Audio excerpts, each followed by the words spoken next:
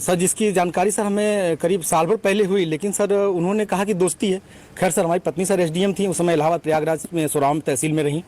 तो मैंने कहा सर बड़े पद पे हैं, दोस्ती तो हो ही सकती है सर, अधिकारियों से बात साथ बैठना उठना हो। तो मैंने सर उन्होंने मैं ये कह के टाल दिया, तो सर मैंने ध्यान नहीं दिया।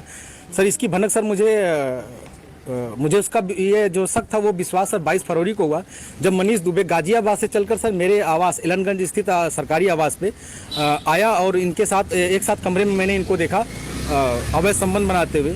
तब से सर ये मनीष दुबे और ज्योति मौर्य मेरे जान के पीछे पड़ गई हैं। कौन है, पूरी कहानी बताइए, क्या मामला है? सर 2010 में ज्योति मौर्य के साथ मेरी शादी हुई सर।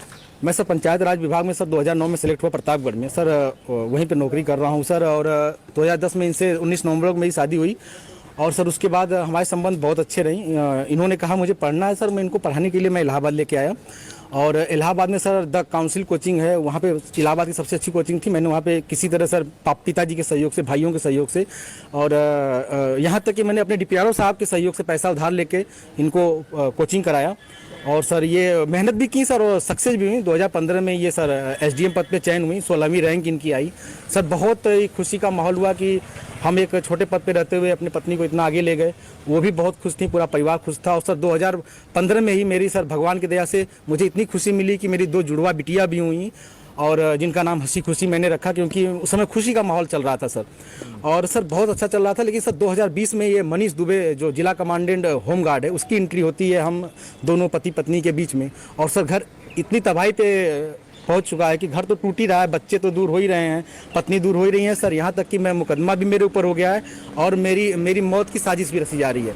क्या धमकी, आपको कोई धमकी दी उन्होंने? हाँ सर, उन्होंने फ़ोन पे सर अभी 1 हफ्ते पहले फ़ोन पे सर उन्होंने हमारे गांव के किसी लड़के से बात की, तो उसने मुझे कॉन्फ्रेंस किया। तो उन्होंने उस पर कहा कि तो जो तुम काम कर रहे हो, जो ये जांचें करा रहे हो या करा रहे हो, इसके कारण तुम्हारी जल्दी से तुम मर जाओगे। हमने कहा ठीक है आप मरवा दीजिए। तो मैं नहीं मरवा रही हूँ, जो करवा रहे हो इसके कारण मारे जाओगे। हत्या की धमकी दी है? जी सर, हत्या की। और सर उनका भाई सर सचिन मौर्य है सर, वो मेरे घर से सर रखे मेरे काफ़ी जो कुछ पैसे थे, जेवरात थे, वो सर लेके चला गया। मेरे सर उसकी वीडियो बना के भेजा कि मैं लेके जा रहा हूँ, जो करना हो कर लीजिए। और सर मुझे चैटिंग लिख के भेजा है कि आपका व्हाट्सअप सब कुछ गायब कर दूंगा, हैक कर लिया हूँ, जो सेव करना हो सेव कर लीजिए। और सर उसने क्या किया कि मेरी सिम भी अपने पास रख लिया है, रख के यूज कर रहा है। मेरा बैंक अकाउंट है उसमें जुड़ा हुआ है सब कुछ। लेकिन सर वो मेरी जान पे सब लोग तुले हुए हैं। क्या वो आपसे तलाक मांग रही है? हाँ सर, उन्होंने मुझसे ऑडियो के माध्यम से कहा है, मुझे अभी तक कुछ ऐसा नोटिस तो नहीं मिला है, लेकिन सर उन्होंने कहा है कि तलाक प्यार से दे दीजिए, बवाल मत करिए, नहीं तो मैं आपको बर्बाद कर दूंगी। आपके डीपीआरओ से बात हो गई है, आपको बर्खास्त करा दूंगी, न नौकरी करने दूंगी न जीने दूंगी। आपने इसकी शिकायत कहाँ? सर इसकी शिकायत मैंने सर्वप्रथम सर उसी दिन धूमनगंज SHO साहब से की। उन्होंने मुझे राजरूपुर पुलिस चौकी भेजा, मैं राजरूपुर पुलिस चौकी पे आवेदन दिया, लेकिन सर कोई सुनवाई नहीं हुई। फिर सर उसके बाद मैंने ये 25 अप्रैल की बात है, फिर मैंने 27 अप्रैल को सर उनको ये रजिस्ट्री के माध्यम से सर उनको भेजा, कमिश्नर साहब को भेजा। डीएम साहब खत्री साहब के यहाँ मैं खुद स्वयं उपस्थित हुआ हूँ, उनसे मैंने बात की कि सर आपके SDM साहब हैं ऐसा कर रही हैं। तो उन्होंने कहा ठीक है मैं कार्रवाई करवाता हूँ। फिर मैं कमिश्नर साहब के यहाँ गया, कमिश्नर साहब को दिया, पुलिस कमिश्नर साहब के यहाँ उपस्थित हुआ, उनको दिया।